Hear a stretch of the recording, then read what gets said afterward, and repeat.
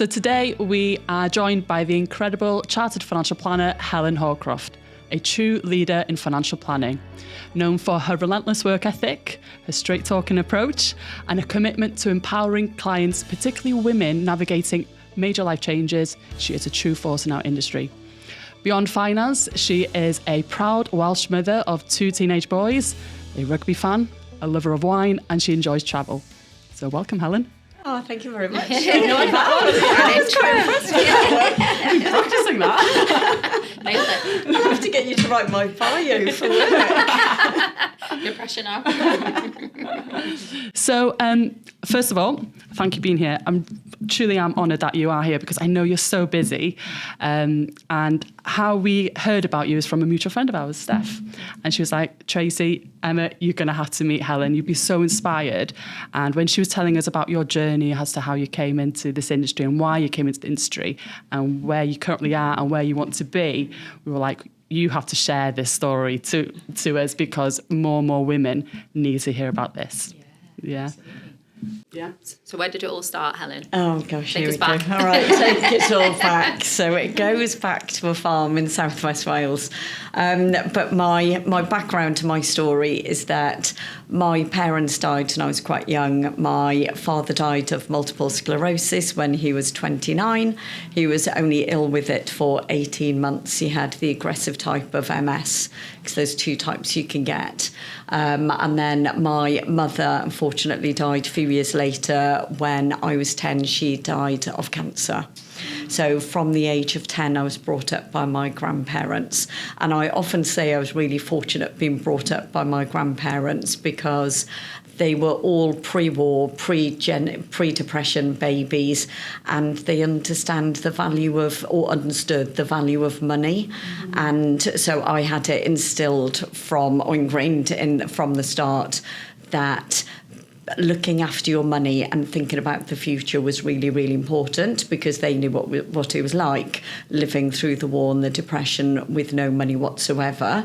And being farmers, they could put food on the table, but, only having one set of clothes and things like that certainly teaches you a lot of things growing up. But, being brought up by very Victorian type grandparents, a woman was expected to be in the home, as children, you were expected to be seen and not heard. It was quite a challenging, difficult time. And certainly boys were treated differently than the girls around the house. Yeah.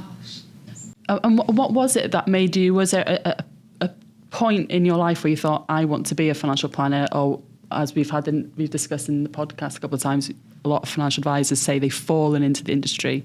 What was it for yourself? Yes, I was actually very much the former. So when my mum had cancer, we had an amazing, my grandfather had an amazing financial advisor, a guy called Dick Jones. Remember him well with his moustache. He'd sit there smoking a cigar in the house. It's just, you go back, it's incredible. But when my mum had cancer, I was 10.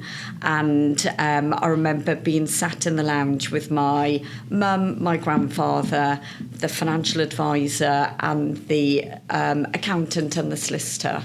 And I remember Dick just speaking to my mum and my grandfather, really wanting to find out what she wanted to achieve for me and my brother and what she wanted our futures to look like and what she wanted the money to mean.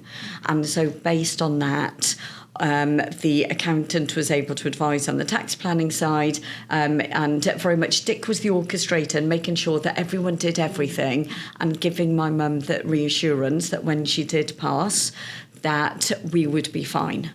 And I just remember, even at the age of 10, being in that meeting, not having a clue what trusts were and all of the things they were talking about, but just coming away and just feeling that my mum felt happy about things. And it was only then later in life, and again, coming through. So my grandfather expected me to become a farmer's wife. So I went on to I trained to become a qualified secretary, but he didn't want me to go to university. So I funded myself through going to university, and I did that by working for financial advisors. And so when I was looking to get a job, it was, going into finance seemed to be the appropriate thing because I'd had it installed from the start. And obviously doing the family books, I did the family accounts for both sets of grandparents because we were all farmers. So I'd help both sets of grandparents doing the accounts every month. So I was very much used to doing profit and loss accounts from the age of 10. I could drive a tractor at the age of 10. I couldn't lift a bale, but I could drive a tractor. But I remember, certainly as a teenager, at the age of 11 and 12, I was doing the company accounts for my grandparents, and then going through university, then working for financial advisor. But the job I worked at in the summer holidays, I used to meet all of the broker consultants coming in, and I said, "What an amazing job that your job is to go around and to speak to all of the different financial advisors and then take them out for lunch. What a great job." So that's how I got into working in finance, was really looking, seeing the impact it had on us and then funding myself through university. And then when I graduated, I actually did my dissertation on the computer systems in the car insurance industry, because the advisors I worked with had an insurance brokers and financial advisors. They did pensions at the same time. So I did my dissertation on that, and then I think I finished uni on the Friday and I started at Legal & General on the Monday, and I went straight into working in Cardiff for L&G. That's amazing, isn't it? That actually, I suppose, going right back to, like you say, that meeting where your mum and your grandfather decided to include you at 10. That's very young, but actually quite a big defining moment in your life, because you sat in on that meeting and saw how well the financial planner was doing his job and actually looking after your mum. Quite an inspirational moment. You've seen it firsthand. Yeah. Seen it firsthand. Yeah, it was probably, they couldn't keep me out of the room, was probably the truth. I was that nosy. I was that nosy person. It was always. And again, that's what I think makes a really good financial planner, that if you're genuinely interested in other people, I think that really naturally makes you a really good financial planner, because you want to know more about them.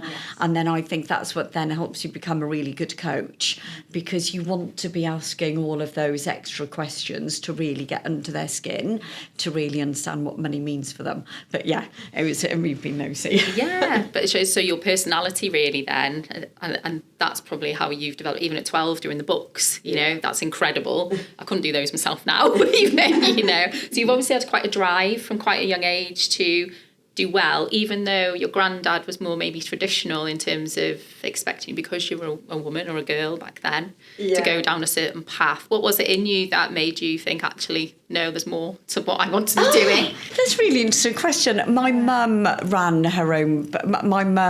was running her own business after my father had died. So I actually think that being brought up by people who are self-employed, you have that natural instinct, because there isn't the regular paycheck coming in, and it's very much you eat what you kill kind of thing. You have to be innovative and then how can I bring money in rather than getting a job? Yeah, you think differently.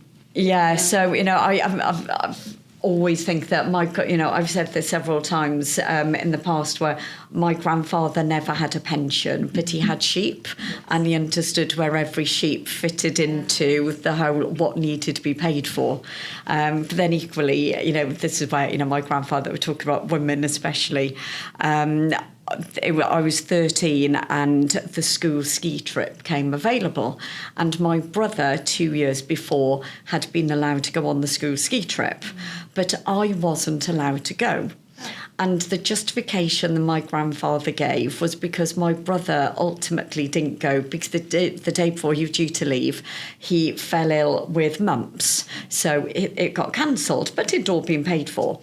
That was the excuse, the real reason. He didn't want to be spending money on me, wasting money on a ski trip when he thought it was irrelevant for a woman to be doing it. But to teach me a lesson, instead what we did was I had a day I bunked off school.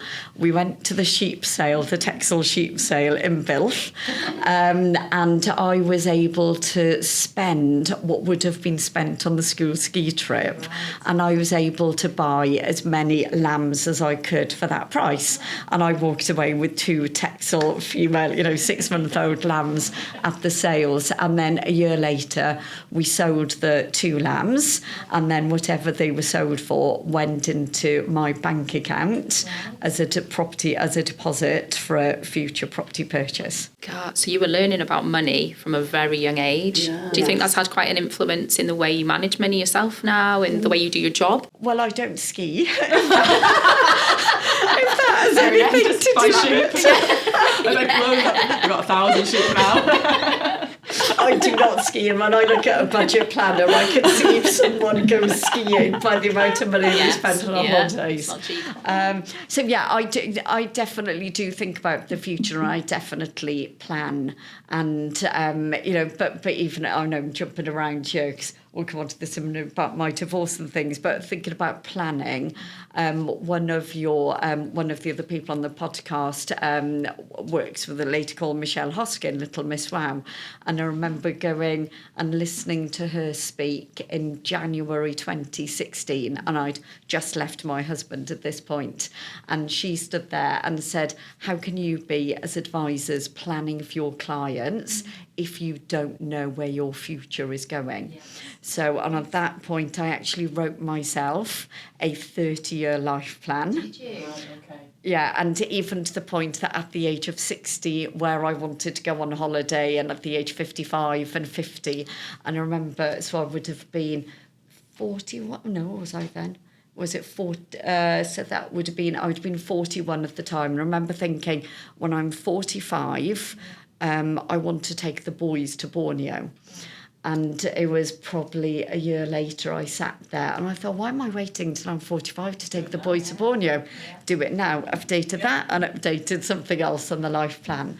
But for me, planning really is in my blood because I want to know where I'm going. You've got to focus. Yeah, my holidays are planned to the future. That they are planned so that you work hard because there's a get-off point at some point in the future to have that break. Yeah, I think that there's not enough people out there that plan. I've always been a planner since a young age as well. I've always in my head, when I was younger, it was all about assets. I want a nice car, like a house at this age. Now it's developing. Travel actually is a big thing for me as well. I think I'd like to see the world, and I think it really broadens your mind to things personally. But it's actually more about, I suppose, the touchy-feely things in my plans now and what I'm aiming for. But I go into schools and universities and things and talk about having a plan, a life plan. And I think it really does, like Tracy says, just focuses your mind in. And you actually see your progress then, don't you? Yeah. And you can look back and see what you've achieved and whether you've achieved those goals. Have you found that you've been on track over the years? Yeah, absolutely. But I think what this also enabled me to do is really think about what I'm doing outside work. Because if you are working, long hours and as working mums, you are juggling so much more than the day job. And, yes, I don't have to organise play dates anymore. And, yes, I've been very fortunate that I've been in a position where I had au pairs. I wouldn't have been able to have children in London without having au pairs. They've been a godsend.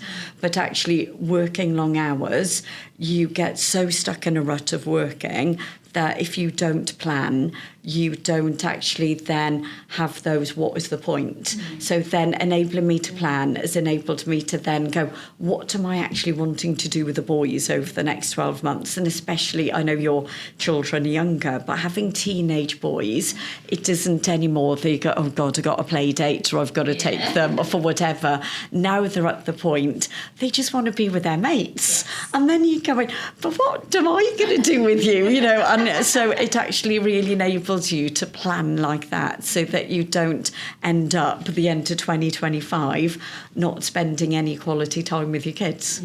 Yeah, that's really important. Yeah, it's forgetting what is important at the end of the day, isn't it? Yeah, absolutely. I remember seeing a podcast where they said, you know, the biggest achievement in life is where you've got grown-up children and they still want to spend time with you. And I thought that is so true. I love going home and spending time with my parents. And they have their moments, you know, we all do. We're like, oh, it's probably time for me to go now because they want their space. But I still want to go back again, you know, and they're still happy to see us. I think that's a really big achievement, isn't it? And like you say, this planning's allowing you to make sure you've got that quality time, doing quality things together. The planning also gives you that opportunity to keep yourself grounded and to really give you that time to focus on what's important, because especially then when you're getting older, it's, you know, that eternal question of how long do you carry on working for. And even someone I was talking to at the weekend, I was at a funeral at the weekend, I was talking to someone 75 and still working 5 days a week. What's the point? And, you know, seriously, this guy was really very, very wealthy. I thought, if you can't spend, you know, can't enjoy your, you know, what is the point? There needs to be a focus. Yeah, it's because he's probably hasn't had anything else beyond work, and he hasn't found that other interest outside of work and enjoying the family that you've got. Yeah, I've got clients like that, and it's the same. I think some people out there genuinely love work. They just love it, and they don't like the thought of not having a structure. I think you're right. You need something else to be focusing on. Usually, if you're that type of person, I think especially business owners who have always. It's tough being a business owner. You'll know. Yeah, we're going to touch on it. Once you've built a business and you've always had to wear so many hats, I can imagine it's very difficult to let go and actually not have something to focus on when you've been like so in it all. Yeah, absolutely. I was going to say, I think letting go of the business, I find it really easy, but retiring, I think, you know, it's all about the sense of purpose. If you don't have that sense of purpose and what you're going to be doing to keeping yourself busy, unfortunately for some clients, it just makes them become absolutely obsessed about their finances. And you just see a really unhealthy relationship between the client and their finances, and that's where then I think as a financial planner our job is to really help our clients really look at that and go into retirement in a far better space than just stopping. You know, I know these days people don't just stop, but I think when you just stop on one day full-time work and not do this glide path into retirement, it's a very tricky thing to navigate, especially for men. Yes.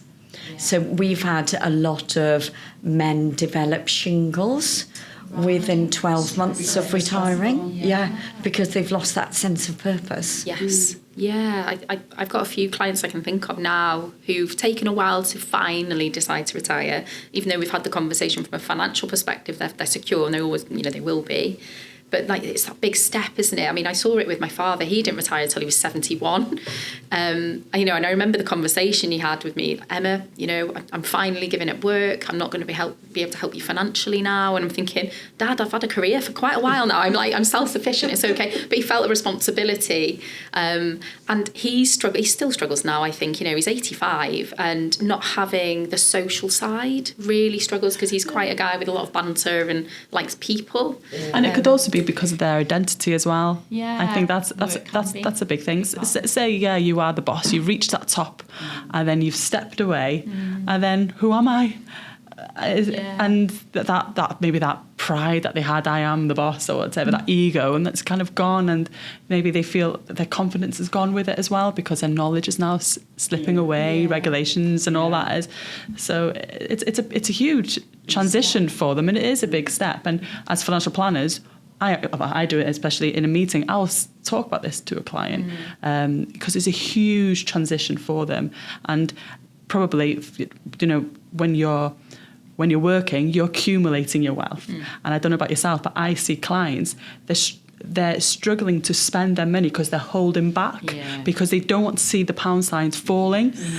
And it's like, well, why not? Why can you not start eating into your capital? This is what you've worked for. But it's just that mindset, that shifting in that mindset. It's an insecurity, isn't it, that you're not working and bringing in income anymore. And I think when you've always had that for 40 years or whatever it is, it's quite scary, I can imagine. I think cash flow modelling helps, but it's a mind thing. Yeah, but I think, for me, that's where it really, really does help and fit in, is getting clients to start to understand how much they can afford to be spending. And actually, that's where, for me, the cash flow modelling really enables the client to then take control, going, actually, if Helen said it's fine for me to do this, then actually they then believe you that it's, and they trust you to do that, because it's all about your relationship with the clients. I think you're right. They just want that okay, don't they? We've done it. The figures are showing it as well. They just want that reassurance. Yeah. That's all it is. Yeah. So, Helen, back to yourself. Stop talking about clients. So back to yourself. So you were legal in general, and then eventually you then decided to establish your own financial advising practice. Why was that? What made you decide, right then, I'm going to set up by myself? So what happened, so I'll talk you through very quickly the transition. I've been very fortunate. I've had a few really good mentors within my working career. So when I was at Legal and General, I had a compliance officer at the time. I was only there a very short space of time, 9 months. And I was one of the advisors there. And I remember my compliance officer said to me, "You're absolutely wasted doing the role that you're doing. You need to go and have a broader background in financial planning." And he said, "I think you'd be really good working as a trainee broker consultant, because you'll get a really good technical knowledge background."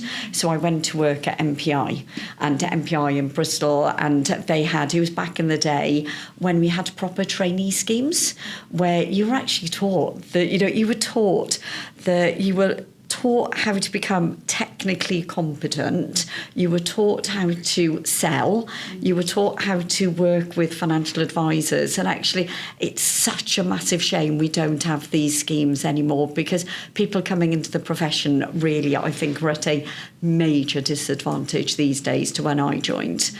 And when I was at MPI, there was a guy there called Dave Hughes, who was the top broker consultant. He was back in the day, this is probably before your time, when there was how the Hargreaves Lansdowne did a mail shot on demutualisation. And my job as the trainee was to take Dave's car and to drive up to Bristol and bring back boxes of application forms. And then I had to process these application forms. It was crazy.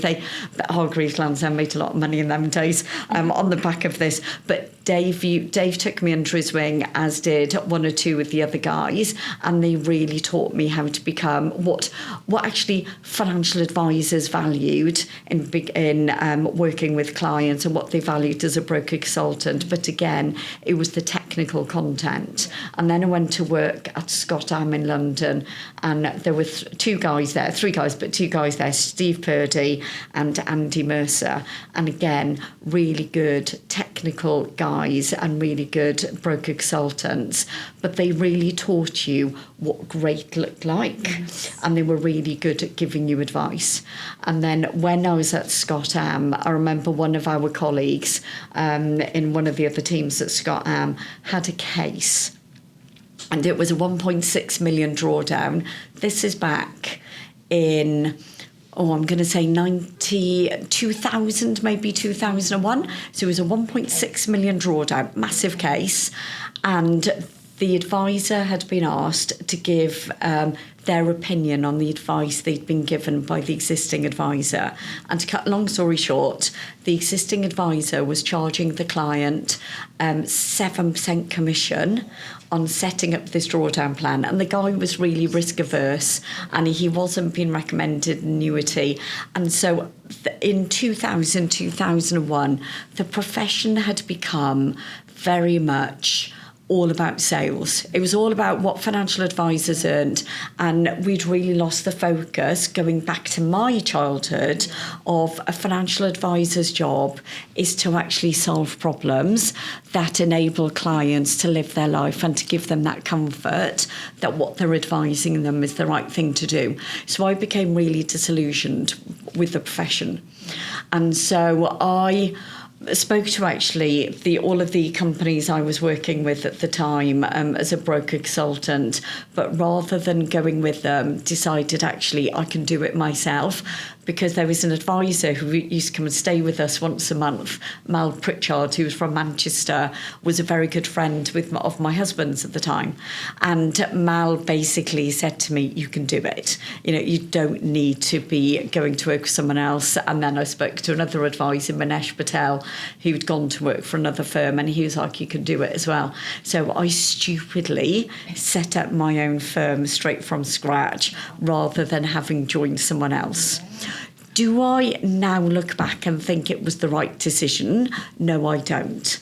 I think I would have been better off doing 2 years working for another advice firm first. Why is that? Why? I think I would have learned far more about running a financial advice firm and actually doing the job properly. Because at the time I was going in and doing lots of technical meetings with financial advisors, but I didn't have the client relationship. The financial advisor had the client relationship. So I probably spent the first 5 years of equanimity learning how to learning my craft, really learning about financial advice and having chance meetings people and finding out about financial planning, and learning how to become a business owner and learning about the FCA. I did it the hard way. And I think actually going from broker consultant to running your own advice firm was actually not the right thing. And I think if I had my time again, I would have gone and I would have done a 2-year stint in my first before going to do it, because at that point I would know what I was doing. But you made it a success anyway. I made it a success, and I had 2 children in between. I got divorced, and all of those things. So I think I made it hard for myself. But then once I was then understood what I was really doing and really learning how to network, but actually doing it yourself with having no clients and nothing to fall back on at all, I learnt a lot of lessons about networking and how to develop clients and where to get clients from and what works and what doesn't. So I don't think I'd have learnt all of those lessons necessarily, or I may have. Yes. I don't know, it just depends. But the advice firms I was looking at joining, I would have been given clients, so I wouldn't have really learned how to do the hard graft. And so going back to then zero of, then going back to nothing after a few years would be difficult again. But probably because it was such a struggle, you value every opportunity you see, you probably just go for it, you embrace that rather than like a silver spoon. Oh, here you go, here's your clients, and just kind of whatever. Yeah. You take every opportunity. Yes, yeah, no, absolutely. And then after a few years, I was really lucky that the way, that we structured things at home was that my husband's career was taking off. So I was in a position where I could afford not to take any money out of the business for 2 years. And that enabled me to really start building things up. But I will often say to business owners, you've got to think about you're not going to be making profit in the first 2 or 3 years, because it's, a lot of it at the startup cost. I look at my business plan that I wrote at the time to open a bank account, the naivety of it all. Yeah. But, it's just incredible. Sometimes ignorance is bliss as well. I think so. And I think there's something to be said for having a struggle and actually having no option but to succeed. I think that can drive you in a lot of circumstances. Absolutely. But I think you did very well. But you've talked that, so as part of that journey, you went through a divorce. Yes, yeah. So I had children, and I know that from a maternity leave perspective, it doesn't really happen. But I remember with Reese, my first one, I technically had 6 months maternity leave, but he was the perfect child. If you've read the book, The Baby Whisperer, he was the angel child. I could actually plan meetings around his nap times. Yeah. And so 11 o'clock, I would put him down for a nap. I could actually have a meeting in the diary at 11:15 and know I'd be able to make it. Yeah. So even though I had 6 months maternity leave, I didn't really, but it was more the second time round. It was, at the time then, Burberry's had come out. Now thinking back, this is just bonkers, but I had a C-section and I was actually reading emails in the recovery room. Oh gosh. Just persona, so surprised me. Yeah, and then in the 2 days I was in a hospital with him, or maybe a day and a half I had to be in a hospital with him, that I was doing emails and things, in between nap times, because you just had your phone. And then the fatal mistake I did with him was after 3 weeks, I started answering emails and started booking in meetings, and clients took advantage of that.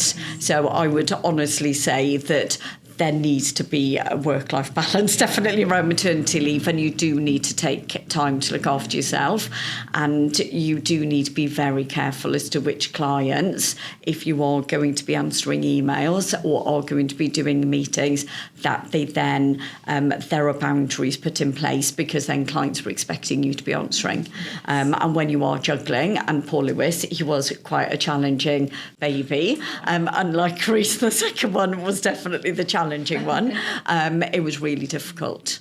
Yeah, it's funny that you said that you started meetings and everything at 3 weeks, because I did the same. So I've got 3 children, as you know. Yeah. With my first child, I was in a different firm, and I took the whole year off. And when I came back, and I've mentioned it in the previous podcast, I lost all confidence. There was no structure in place to bring me back into the firm.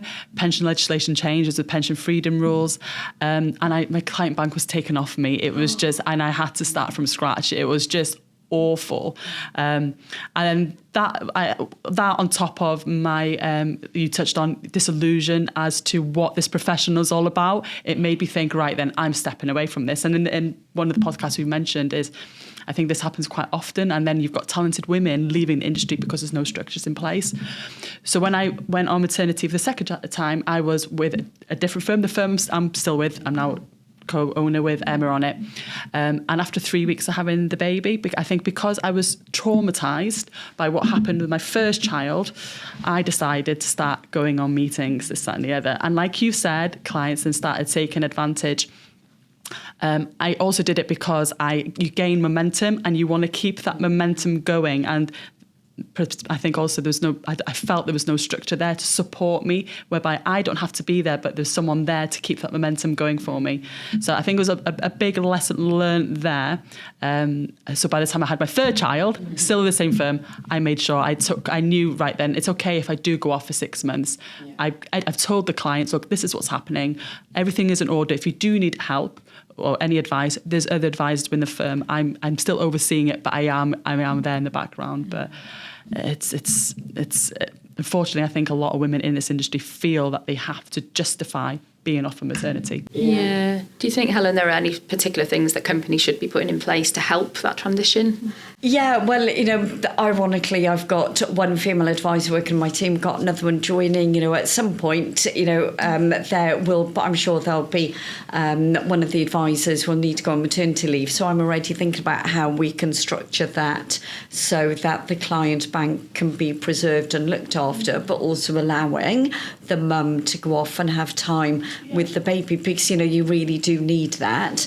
But I think there needs to be the knowledge.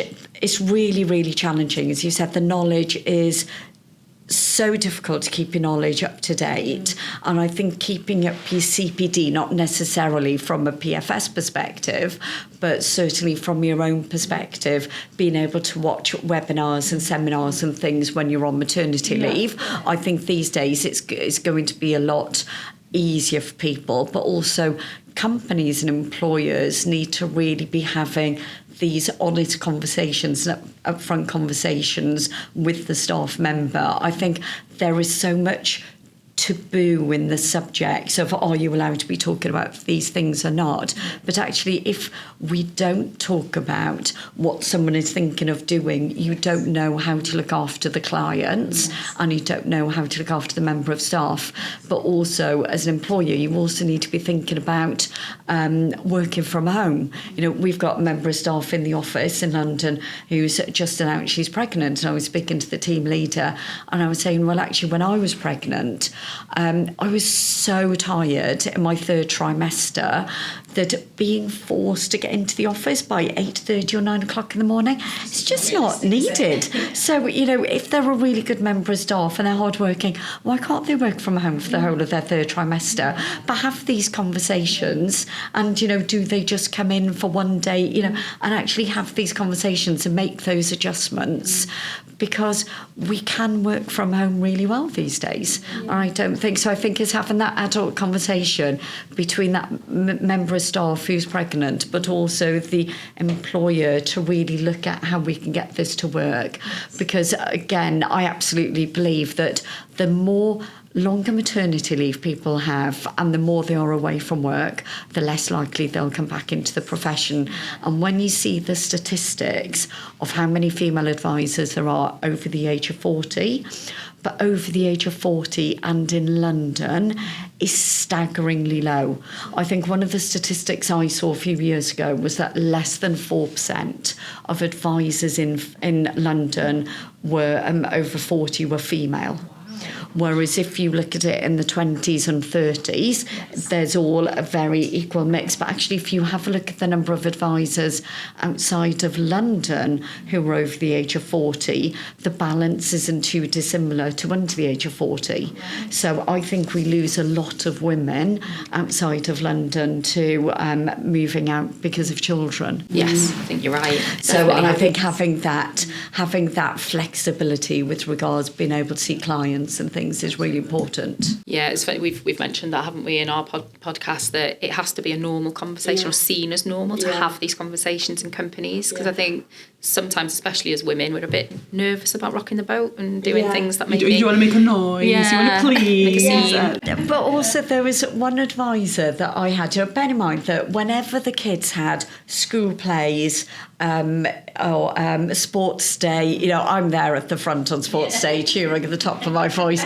Whenever there's anything like that, I think it's really, really important that you go along. But I remember employing a guy once who had a young family, and he came from the finance background, now wanting to come into financial services, and he just wouldn't take the time off. And I wasn't expecting him to book holiday in. I was going, well, just go and see the girls in their school play. Go and see it. It's what... But he just couldn't get his head around this because he'd come from an environment where it wasn't permitted. And I think we need to get into that maternity, personally, should be a split thing. Well, agree. Yeah, we've just been talking about that as well. Yeah, it's got to be a paternity, maternity, equal. Because we were saying, weren't we, that it could be a ripple effect. Still, I think a lot of women are seen as the carers with elderly parents and things. And actually, if men had some equality with paternity, that would have a ripple effect. And even later, when their parents get older, it's always the woman. Generally, it's the woman that looks after their parents. Well, that will normalise. Actually, the man could step in. Just to move on, like we were talking about the divorce, and probably, as I know, that has given you expertise in the whole divorce proceedings, and then from your experience, you deal with a lot of clients that are going through the divorce process. Can you elaborate more on all that for us? Yeah, of course. So from the divorce perspective, I know I've been quite open about this in the past, that most people are very surprised when I say this, that I was in very much what's called a coercive controlling relationship. But at the time when I separated from my husband, the word coercive control just didn't exist. But I had absolutely zero confidence whatsoever. And the fact that I actually built up the confidence over a 4-year period to actually exit the relationship is quite remarkable, because that really, really held me back. And, from a finance perspective, from that day onwards, it was all me. I had to pay for everything. I've had to fund everything to do with the children. So a lot of people look at me and they go, oh, that you can't be doing all of these things. Actually, for me, it was really important where the kids went to school. It was really important that we stayed in London, and various things that I made a decision. But because of that, I had to be working in order to be building up the client bank, in order to be building up the revenue. So I do think where there's a will, there's a way, and you can either become a victim with everything that life deals with you, my parents, the kind of relationship that I was in, or you just embrace it and go, how am I going to get through it? So referring back to Michelle Hoskin, I wrote myself a divorce plan with regards when I wanted my decree nice, or my decree absolute to come through, and the key things, because my divorce I knew was going to be horrific. I lost just under a stone in weight. From the 20th of November 2015, that was the decision. I woke up that day and I was out on the Saturday, the 21st, and said, that's it. Between then and the 20th of December, when I told my husband, I lost literally ounces off a stone in weight, just with the stress of knowing what was going to come. And then I actually planned, what is it that what could I be facing? Because what most people find when they're going through divorce is that you panic about money, you panic about the children. But actually, for me, let's get the panic off the table and let's start planning. Yes. And that's what most people don't do with the divorce, is that things then crop up that they don't have control over.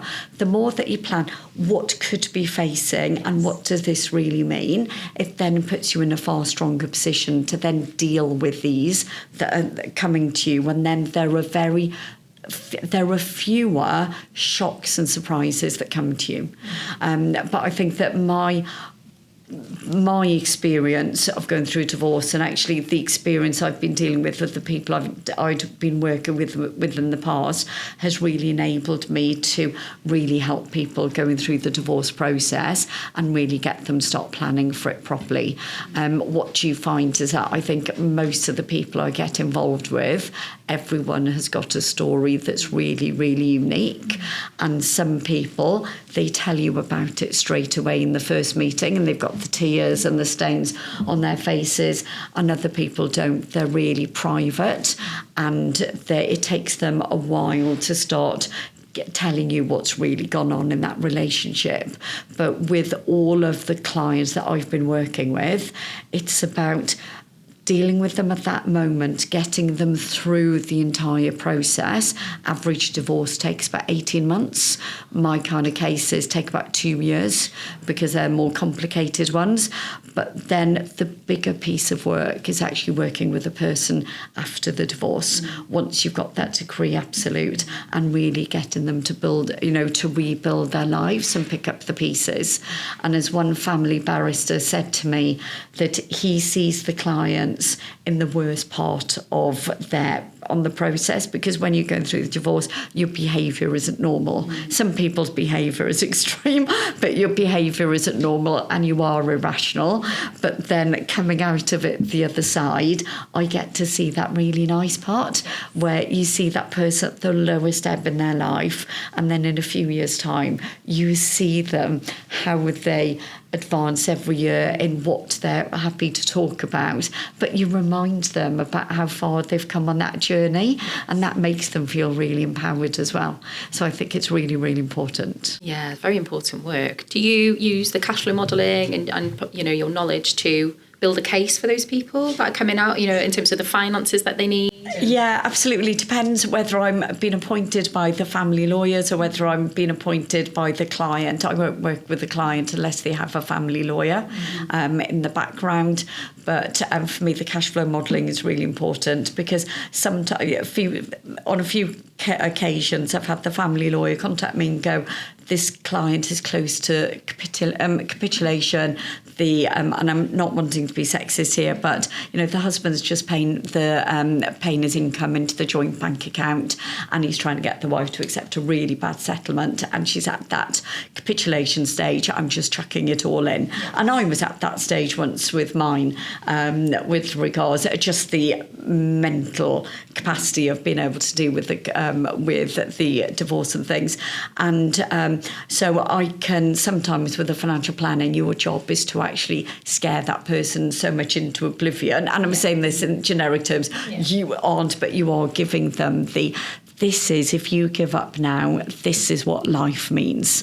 Or if you carry on and listen to your family lawyer, then this is what potentially just actually sticking with it is really, really important. But it's really important that people go to the right family lawyers, because some family lawyers are really there to really be antagonistic with the divorce and are really looking at running up their own fees, whereas you have other family lawyers, the ones that I generally work with, who really want to get the client out of the process in the best format possible.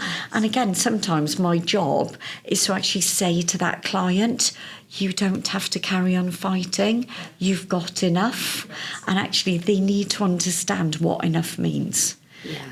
It's funny, isn't it? I think a lot of people don't understand a lot of the job we do. It's not just the figures. It's actually the counselling, the being a person, somebody to, shoulder to cry on, reading situations well. You've got that experience yourself for your divorce. I think a lot of people out there just don't really understand that we have all of that side to us as well. We take a lot of the emotional load at times, and we've mentioned it in previous podcasts to say that I've had situations where a client has told me they're terminal and they're worried about the wife, the children, or whatever, and you're emotionally drained after a meeting, and people don't realise we take that on.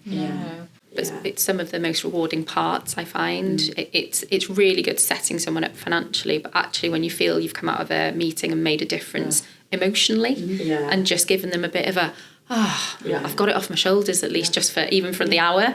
I think that's the bit for me. I find that really when they satisfying. I feel better after speaking to you. Great, that's the goal. So with your company, there was a point where you decided, right then, I am going to sell, and you sold it to a firm which you now are employed by. Yes, correct. A couple of questions on that. What was the reason for you to deciding to sell? And do you think that was the best decision for yourself? Yeah, so I probably... It wasn't really planned, although it probably was planned but not planned. So I've always worked historically with business owners. I've always told them you've got to plan for the exit, and you've got to have a 10-year plan. 5 years would be 3 years, which is your actual exit, 2 years when you're courting and finding someone to buy you, and then the 5 years beforehand to get your business up to shape if it isn't already there. And that's the rough 10-year plan. And I'd ready for a number of years, because of the kind of work that I was doing with the business owners, always wanting to make sure that if the right offer came along and if the right thing came across the table, that I would always be in a position that actually I would think about it, because I'd certainly seen business owners who had decided not to sell, and then they'd missed that opportunity, and then they'd actually not been able to end up not selling. So I'd always thought, so always have the business in that place, not that I want to sell, but just in case.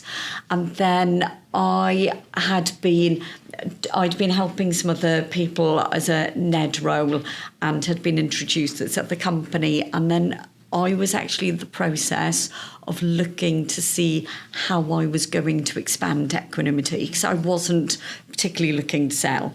So I was in the process of, do I buy another firm? And that was really getting me to really look at, on the planning side, that I was going to have to expand the management side of the business in order, you've got to go outwards in order to go upwards. And at that point, I was approached by another company who are are now Atomos, and they were being bought out from Sanlam, and they were looking at turning Atomos into a financial planning business. And everything that JP, who's the chief exec, and all of the Exco members that I spoke to within my 5 months of due diligence before going into our due diligence phase that I went through, they were all wanting to achieve out of Atomos where I was wanting to achieve out of Equanimity. But they also wanted me to be part of that journey, to also be making that change, because I wasn't ready to hang up my boots from the impact that I can make within financial planning services. So I wasn't looking to retire. I wasn't looking to go, I'll just become another advisor. So it had to be the right thing. And it was just the right fit. And it really was the right fit for me with where we were within the career. And, you know, from we completed on the 1st of September 23.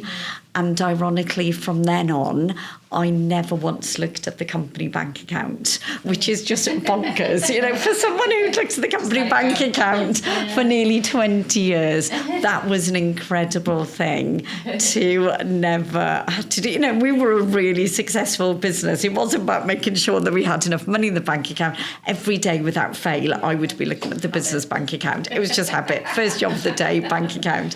And, you know, I never did that. But I found that joining Atomos, I have an amazing boss, and I have to say, a woman joining a company, it is really daunting, because especially when, you know, you've been doing things your own way.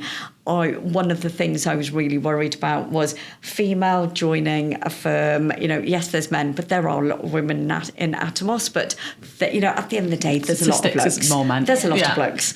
And secondly, a menopausal woman actually going through a big career change. That is actually really, really scary. But I have to say, I have a really, really good boss who, you know, he is technically my boss. He's just great. And so I have to say, and I have this amazing team, Ian, Dawn, amazing team, the financial planners we have. We're a really great company. We're a really great team. So I do feel like I've landed on my feet. Has it been easy? Absolutely not. Merging your business with someone else is flipping hard works. Yeah. I've never worked so hard in all my life. But it has been a far easier transition than I was expecting it to be. God, you don't hear that very often from business owners who are then having to hand over the reins a little bit, I suppose. Yeah, but I think handing over the reins, but because we're going through a lot of change as well, I'm instrumental in those changes. So that's why I'm saying I was handing over the reins, but it doesn't feel like I've let go, because I am helping with all of those changes. I definitely wasn't ready to be handing fully over that kind of so those stuff. decisions, those big decisions, you can still make those. Well, I'm involved in the decision-making process, and my voice is very vocal. It's not a bad thing. That's not a bad thing. So what is, this probably be one of the last questions is, what is your end goal then, Helen? What are you now working towards? Have you probably in your plan, in your goal, you know, your 30-year plan that you've said, you've got a goal as to when you want to retire, but have you got a vision of where you want to be before you hit that point? Yeah, do you know what? This is a really interesting question, and I think it's the most common question I've been asked in the last, year and a half since selling Equanimity. I genuinely thought that when I was joining Atomos, the next role would be that I would be, wanting to be going into the managing director, CEO kind of role. I genuinely don't know whether that is the right thing for me, because what I'm really passionate about is helping clients and helping staff members and actually really making change within the financial planning profession to really help deliver and leaving the profession in a better place than when I started. And I don't know whether running a larger financial planning business will actually tick all of those boxes. That if what we can do within Atomos is really enable my career to be ticking the box where I still have some form of client contact, I still have my clients, but also really help and shape the face of advice.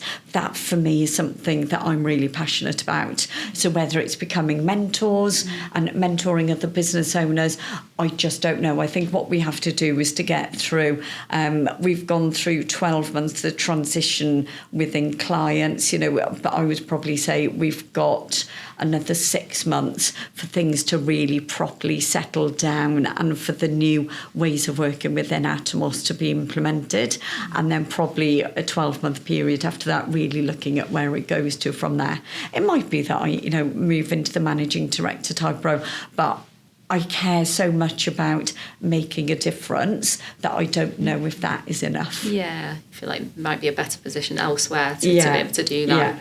And obviously we've got lots of listeners and viewers on the podcast. Are there any top tips that you would give for people listening today in terms of progressing in a career? Any women out there that are thinking of getting into finance, financial planning? So I would definitely say top tip, get your exams done as quickly as you can. The quicker you get exams done, the more technical that you have those exams, is just a better place for the profession. For women specifically, if the firm that you are at is not treating you in the way that you want to be treated, there are so many female-friendly firms out there. Don't just stick with second best. And I'll say this to the to guys as well. There are fun that the profession is in such a period of change where if you want to be working in a company that is very much sales driven and very much just financial advice and churning things out, that's fine. But there are better ways of doing it and there are more rewarding ways of doing it. So actually training to become coaches, really thinking about the end goal for the client. And I think the final thing, I know there's only going to be one, especially when you're financial planning, a lot of people go on training courses and they're told, ask these questions. If you don't know how to deal with an answer, don't ask the question in the first place. Because so many people will ask a question and then don't, and then move on. Seriously, you have to react to that question. Yeah. And so I think that's my big thing is if you're going to be going on these courses, really drill down to what you're going to do with the answer to that question in the first place. Yeah. Some great tips. Thank you very much. It's been brilliant. So thank you very much for joining the Wealth and Women podcast today. We hope that you enjoyed the conversation that we had with Helen and got some top tips to take away. Please find us on the PFS YouTube channel or LinkedIn.